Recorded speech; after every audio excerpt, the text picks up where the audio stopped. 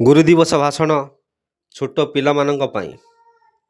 ମାନନୀୟ ସଭାପତି ମହୋଦୟ, ପୂଜ୍ୟ ଗୁରୁଜୀ ଓ ଗୁରୁମା ବୃନ୍ଦ, ଉପସ୍ଥିତ ସାନ ବଡ଼ ଭାଇ ଓ ଭଉଣୀମାନେ, ଆଜି ହେଉଛି ପବିତ୍ର ଗୁରୁ ଦିବସ। ଏହି ବିଷୟରେ ମୋତେ କିଛି କହିବାକୁ ସୁଯୋଗ ମିଳିଥିବାରୁ ମୁଁ ନିଜକୁ ଧନ୍ୟ ମନେ କରୁଅଛି। ଗୁରୁ ଅର୍ଥ ଅନ୍ଧକାର ଏବଂ ରୁର ଅର୍ଥ ଜ୍ଞାନ।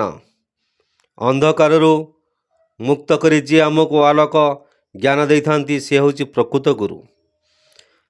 ସମଗ୍ର ଭାରତବର୍ଷରେ ସେପ୍ଟେମ୍ବର 5 ତାରିଖରେ ଗୁରୁ ଦିବସ ପାଳିତ ହୁଏ।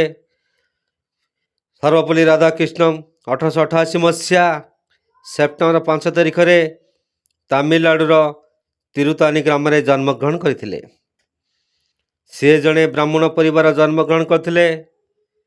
ପୂଜା ଓ କର୍ମକର୍ମାଣୀ କରି ଜୀବିକା ନିର୍ବାହ କରୁଥିଲେ। ତାଙ୍କର ଆର୍ଥିକ ଅବସ୍ଥା ଏତେ ଭଲ ନଥିଲା। ବହୁତ କଷ୍ଟରେ ରାଧାକ୍ରିଷ୍ଣ ତାଙ୍କର ପ୍ରାଥମିକ ବିଦ୍ୟାଳୟ ଶିକ୍ଷା ସମାପ୍ତ କରିଥିଲେ।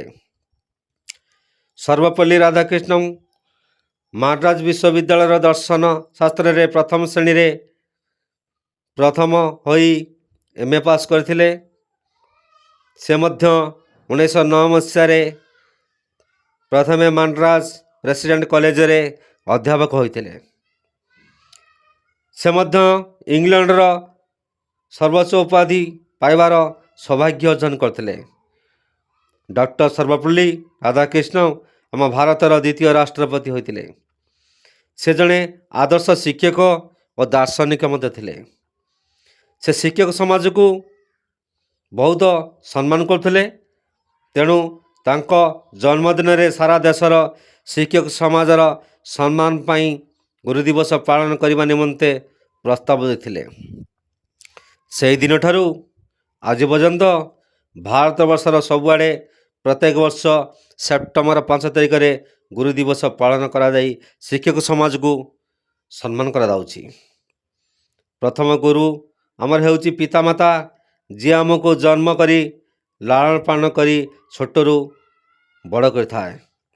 ଦ୍ୱିତୀୟ ଗୁରୁ ହେଉଛି ଶିକ୍ଷକ ଓ ଶିକ୍ଷୟିତ୍ରୀ, ଯିଏ ଆମକୁ ଅନ୍ଧକାରରୁ ଆଲୋକ ଆଡ଼କୁ ବାଟ ବତାଇଥାଏ। ସେ ହେଉଛି ଆମର ପ୍ରକୃତ ଗୁରୁ। ତେଣୁ କଥାରେ ନାହିଁ, ଗୁରୁ ବ୍ରହ୍ମା ଗୁରୁ ବିଷ୍ଣୁ ଗୁରୁଦେବ ମହେଶ୍ୱର ଗୁରୁ ସାକ୍ଷାତ ପରମ ବ୍ରହ୍ମ ତସ୍ମୈ ଶ୍ରୀ ଗୁରୁବେ ନମଃ। ମୁଁ ଏତିକି କହି ମୁଁ ମୋର ବକ୍ତବ୍ୟ ଶେଷ କରୁଅଛି। ଜୟ ହିନ୍ଦ, ଭାରତ ମାତା କି ଜୟ।